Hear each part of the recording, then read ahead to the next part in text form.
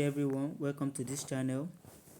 For those who have been curious about how I execute my trade, how I do my top-down analysis, basically top-down analysis is actually you doing your analysis or do you analyzing the market from the top to the downside. That is, from the top time frame to the downside of the time frame. That is, for me, I'm a swing trader. I use 1 month time frame, weekly time frame, daily time frame, and the 4 hour, and sometimes I use the 2 hour.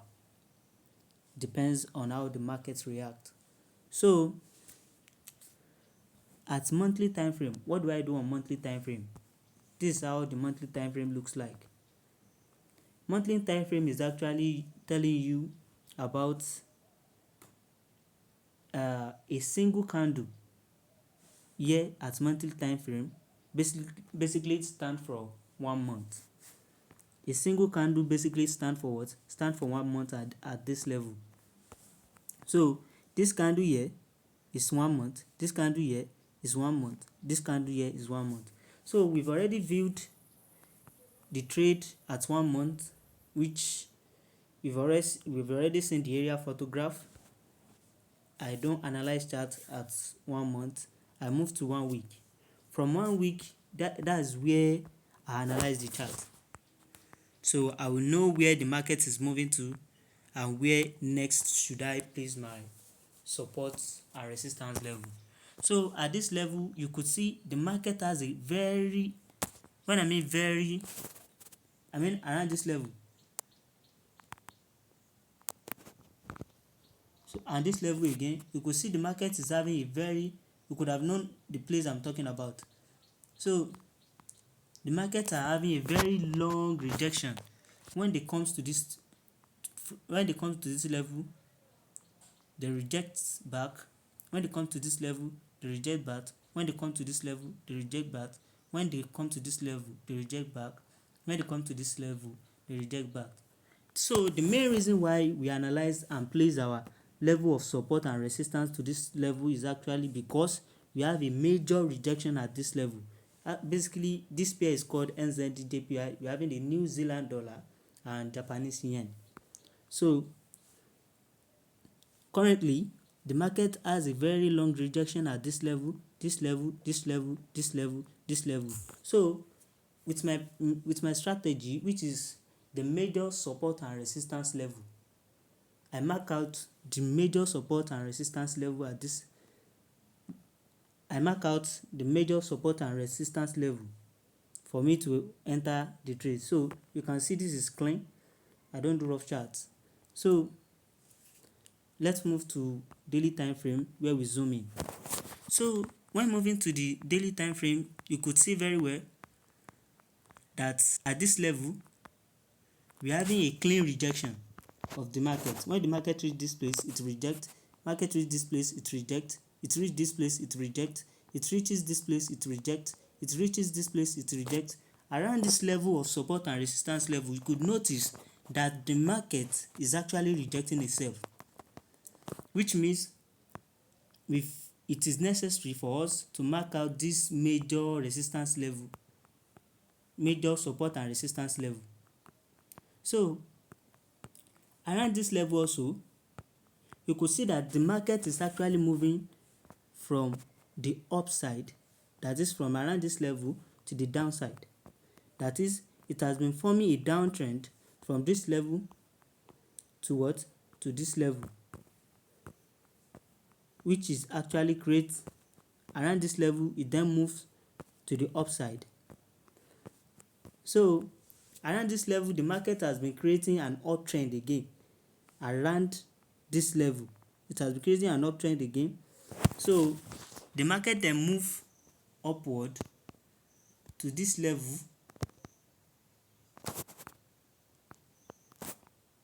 creating around this level.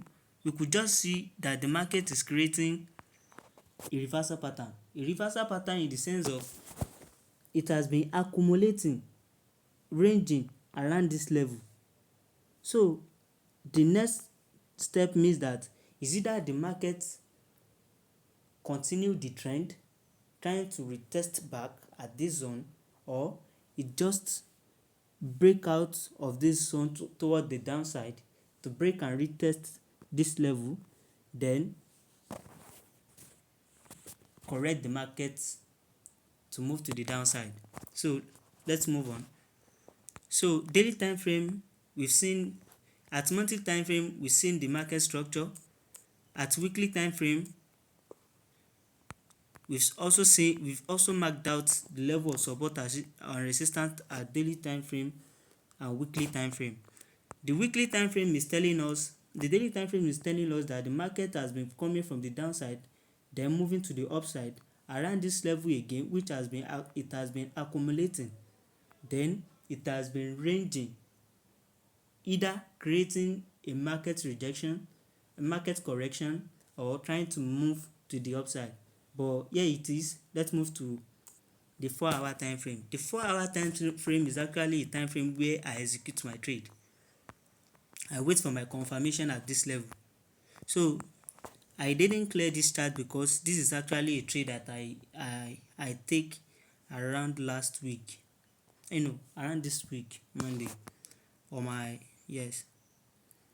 So around 4-hour time frame, what I see again was that around this level, this level, this level, this level, this level again, this level again, this level again, yes, sorry,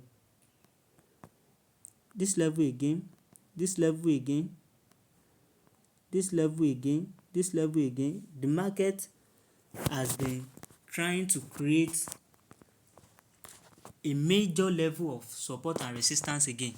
That is, I marked out one here, a level of support and resistance around this level, then a level of support and resistance around this level again. But during that time, the market is actually here, trying to break here, retest this place, then move to the what? Towards the downside. So what do you think? The market here, last week, I remember. Last week, I was waiting for the market to just break and retest. It does break and retest, then create a bearish engulfing candlestick around this level.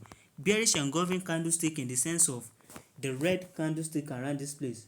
It break here towards the downside, retested it.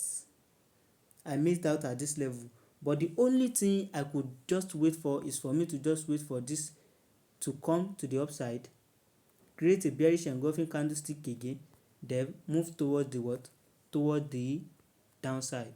But I actually closed my trade around this level, but the trade actually moved all the way from this place to this place, giving me something around 2.09%. That's a huge profit, but I actually stopped my trade around this level. So you might have been wondering, how did I know that I supposed to sell, and how did I know I supposed to buy? So let's move back to weekly time frame. At weekly time frame, what do we see? We see that the market has been coming from the downside. At weekly time frame, it has been coming from the downside to the upside, whereby it has been ranging around this level again, creating a level of major support and resistance. Then it moves to the upside, moving to the downside again. That is, this structure alone has already tell us that around this level, around this level, this general level where I draw my support and resistance toward the downside and the upside, it has been telling us that this is a sign that the market is actually creating a market correction. That is, the market is moving to the upside before, but now it's going to be moving to the downside. But there's rules and regulation for us to enter a trade, as my own strategy entails. The level of support and resistance must be marked out. A break and retest of the major level of support and resistance with a bearish engulfing candlestick confirmation So we've already accepted that the market have been forming an uptrend, moving from the downside to the upside. Then around this level it has been creating what? A market correction. Market correction in the sense of is preparing, this market is preparing to move to the what? To the downside. So let's move to the daily time frame. So around the daily time frame, you can see the daily time frame is actually telling us the weekly time frame. There's one thing about trading. The weekly time frame tell me that the market is going for a sell. The daily time frame also tells me what? The market is going for a sell. Why did I say the daily time frame is telling me market is going to a sell? You can see again around this level the market has been coming down, break and retest this level, move to the downside, then it tried to range around this level, break out of this level, it's trying to range around this level again, move to the downside, then it's actually preparing to what? To correct the market to the downside. That is in the sense that let's move to the 4 hours to zoom in. Let's now move to the 4 hours. The reason why I marked out this place is that we have a level of support and resistance. The market is moving to the downside. Then we're having a break and retest of this level with a bearish engulfing candlestick confirmation. Then we sell. That is, the market is trying to form a what? A downtrend. That is, the market touches this place, it's reject, touches this place, it's reject. So for us to continue the trade, we have to mark out this place, level of support and resistance, for us to have the opportunity to sell the market. So then I mark out this place, this major level of support and resistance. Then the market do what? Break and retested it with a bearish engulfing candlestick and create a huge profit around this level. But if whenever you wanted to trade, you must check the news, whether there's a news that could affect your trade. Check the session, either London session, New York session, Asian section. You understand? The best session to trade NZD is basically the Asian session. So there's different pair, different session, different pairs, different session. Cause around single session, there will be volatility in the market for every single pairs that are assigned for the session. London session, we're having the Euro USD, Euro USD, GBP USD, USD JPY, all those pairs. But around the Asia session, we're having the JPY USD, we're having the Japanese yen USD, Euro JPY, all those pairs. So this end of the class, I will be available for any question that you wanted to ask. Just reach out to me. Anything that you think, you could just reach out to me at the link below.